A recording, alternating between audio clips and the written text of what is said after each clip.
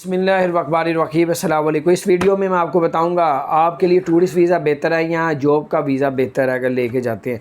दूसरे नंबर पे जो लोग ब्लैक लिस्ट दुबई में हो चुके हैं वो किस तरह अपना आउट पास ले सकते हैं और बड़ी ज़बरदस्त अपडेट्स है। और जो लोग अपना वीज़ा ब्लैक लिस्ट हो चुके हैं अपना वीज़ा स्टेटस दुबई में चेंज करना चाहते हैं उनके लिए क्या प्रोसीजर है।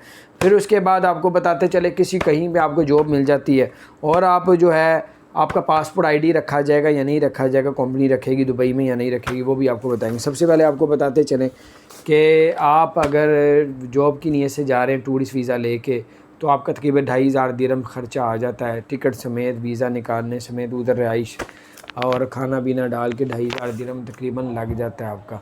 तो आप जो है अगर यहीं से पाकिस्तान से या इंडिया से या बांग्लादेश या कहीं से भी आप सुन रहे हैं मेरी वीडियो, तो आप वहीं पर रहते हुए आप अपना वर्क वीज़ा निकलवाएं। शुरू में वहाँ पे जो सैलरी कम होगी लेकिन 2 साल के बाद आपका सेटअप अच्छा बन सकता है।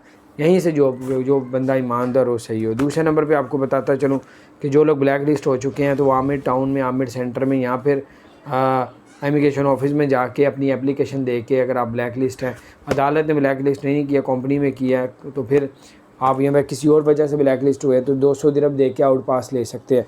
या फिर अपना वीज़ा स्टेटस चेंज करना चाहते हैं और ब्लैक लिस्ट हैं और अपनी फ़ाइन पे करके तो फिर आप लोग अपना वीज़ा स्टेटस भी चेंज कर सकते हैं।